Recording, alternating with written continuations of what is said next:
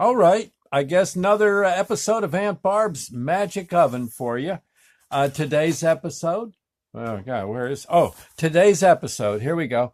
No funeral today. Yes, a cheery little. Uh, yeah. Oh, real quick. Sunday morning. Gotta just have my little. Oh, too hot. Oh, too hot. Can't. Oh, let's read. I'll have my sip after. Oh, my heavens. So, how are you? Good. You doing fine? Good. Okay, well, here we go. No funeral today. Just like Billy and Judy said, there he was. He looked to be homeless. At the very least, even if he had a home, it would have made my messy bungalow down in Wilson look like a palace. I figured that his home at best might have been a nice single-story refrigerator box. The poor guy was sitting on top of a grave with his back resting on an old tombstone. He wasn't dead. But he looked to be in bad shape, though, from his life on the road. He must have been asleep when the kids stumbled upon him. They probably woke him up. It looked to me like maybe pickings weren't that good for him lately. Ed and I looked him over. Ed was on a rescue squad, too, back then, and he served in a small town over in Jersey. He knew his stuff. He knew his stuff, too, and living down south, I probably saw more drifters than Ed did. The southern squads get quite a few drifters passing through in the fall as they head to warmer weather. All in all, this guy looked to be in reasonably good shape for what he'd been through. He sure looked hungry, though, and well, that we could fix real quick. Probably a drink wouldn't hurt him a bit either. That, too, we could fix. I figured him to be about 60 or so, maybe less, maybe less. He's kind of beat up, but I mean, not beat up, but, road worn, yes. So it's hard to tell. The clothes were way too light for the Lake Erie winter that would soon be hitting the region.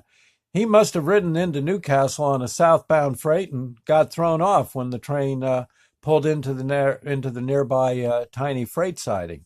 That or he just got off the boxcar. Who knows? The old fellow looked to be a bit like Gabby Hayes, only a bit younger.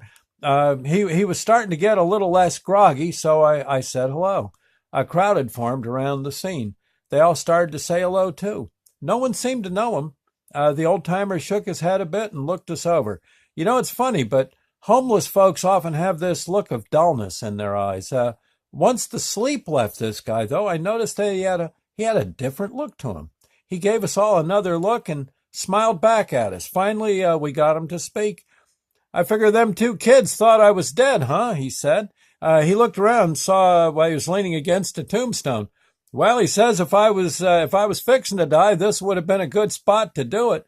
You wouldn't have had to lug my moldy old carcass that far, but you would have had to change the name on the stone. I guess you could have put me down as a roommate for the fellow already here. He and I could have shared the chores and rent there in our new duplex." Somehow that crack of his tickled the old timer. He was kind of laughing at his joke. He laughed at the thought of having to share a grave with a roomie. I don't know. I kind of agreed that he had a great idea. Sure, it'd be a whole lot cheaper. The crowd laughed too. I introduced myself and asked the fellow for his name. He looked me over from head to toe. "So your name's Doc, huh? Glad to meet you. Who's this fellow with you and all these other folks, too?" And, wait a minute, let me turn the page here. Okay, there you go. And, Ed introduced himself, and funny, but almost everyone in the crowd hollered out their names as well, along with a nice hello, greeting of one sort or another. The old man listened to each name, and you won't believe this. He said hello back to each person, remembering their name as he did so. There must have been 20 people. He simply outright named bang. He named 20 people bang, just like that. In a million years, I couldn't do that kind of thing. Heck, I forgot my own name at times, but let's not get into that right now. It was safe to say that this old timer, once he came to, was pretty sharp. Darned if he wasn't. He said his name he told me his name, but I forget. He might have said his name was Jim. Let's call him Jim. I know it started with a J. Jim said that in his younger days, he traveled the world with the circus and worked in the sideshows doing a memory act. Jim sniffed the air a bit and asked if he was smelling turkey. And there you are. We'll do another episode tomorrow. Okay, again, of Aunt Barb's Magic Oven. I do hope you're enjoying. Again, remember, I started back with episode number 1, chapter number 1, and they're all on my YouTube site. Just go to, Doc South Show on YouTube. Doc South Show on YouTube. There's all the preceding chapters, and I'll be doing one a day as long as I can till we're done. Anyway, so it's kind of fun.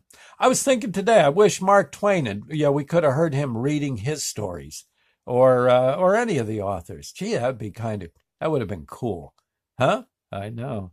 Shakespeare doing his stuff. Oh yeah. Ah, man, it's a shame I didn't have recording devices back then. Well, yeah, shame.